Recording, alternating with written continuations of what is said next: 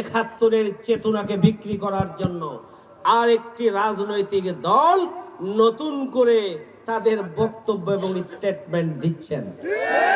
আপনাদের চাঁদাবাজি, টেন্ডারবাজি 5ই আগস্টের পরে আমরা তালিকা করে রেখেছি। বক্তব্য যদি বন্ধ না করেন তাহলে বাংলাদেশের একটা ওয়ার্ডের দখলদারিত্ব যদি আজকে সোশ্যাল মিডিয়ায় আসে, জনগণ আপনাদেরকে ধিক্কার দিবে। বক্তব্য বন্ধ করুন, বক্তব্য বন্ধ করুন। বাংলাদেশ জামাত ইসলামী চ্যালেঞ্জ করতে পারে। তাদের 2 জন মন্ত্রী ছিল, দুর্নীতি 2 টাকারও করে নাই, তারা চ্যালেঞ্জ ছুড়ে দিয়েছিলেন। এই চ্যালেঞ্জের জবাব কেউ দিতে পারে না। দুর্নীতি লুটপাটের মধ্যে আকণ্ঠ নিমজ্জিত যারা, প্রতিটি মুহূর্ত যাদের সামগ্রিক কার্যক্রম হচ্ছে লুটপাট, ছিনতাই, চাঁদাবাজি, সন্ত্রাস এবং দুর্নীতির মধ্যে যারা ডুবে আছে, জামাত ইসলামের বিরুদ্ধে তাদের বক্তব্য মানায় না। এটা একটা জাতির সাথে উপহাস ছাড়া আর কিছুই নয়। দীর্ঘ 53 বছরের জুলুম, নিপীড়ন, নির্যাতনের মধ্যে দেশের জনগণ বসবাস করেছে। 71-এর চেতনার নামে ইসলামের বিরুদ্ধে ষড়যন্ত্র করা হয়েছিল।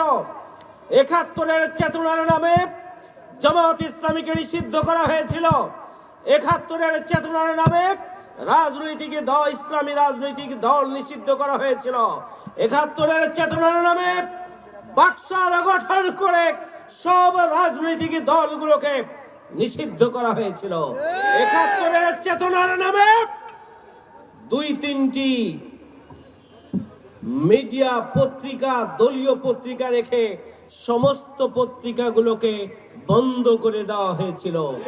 ওই 71-এর চেতনার নামে বাংলাদেশের ইসলাম প্রিয় জনগণকে বাংলাদেশ থেকে নিশ্চিহ্ন করার জন্য ষড়যন্ত্র করা হয়েছিল।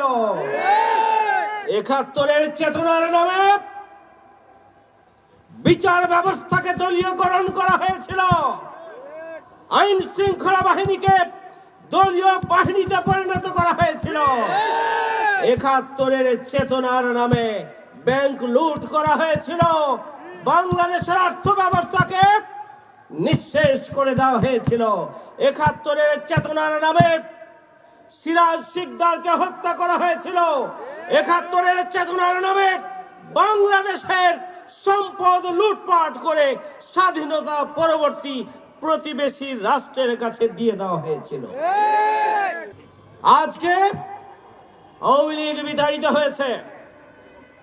ওই 71-এর চেতনাকে বিক্রি করার কারণে জনগণ তাদেরকে ঝেঁটিয়ে বাংলাদেশ থেকে তাড়িয়ে দেওয়ার ব্যবস্থা করেছে। আবারও 71-এর চেতনাকে বিক্রি করার জন্য আর একটি রাজনৈতিক দল নতুন করে তাদের বক্তব্য এবং স্টেটমেন্ট দিচ্ছেন।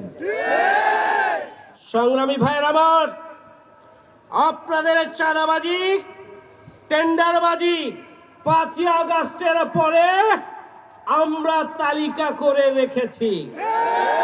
বক্তব্য যদি বন্ধ না করেন তাহলে বাংলাদেশের একটা ওয়ার্ডের যে পরিমাণ চাঁদাবাজি করেছেন, যে পরিমাণ টেন্ডারবাজি করছেন, যে পরিমাণ আপনারা সন্ত্রাস এবং লুটপাট করেছেন, যে পরিমাণ দখল আপনারা করেছেন, একটা ওয়ার্ডের দখলদারিত্ব যদি আজকে সোশ্যাল মিডিয়ায় আসে, জনগণ আপনাদেরকে ধিক্কার দিবে। বক্তব্য বন্ধ করুন, বক্তব্য বন্ধ করুন।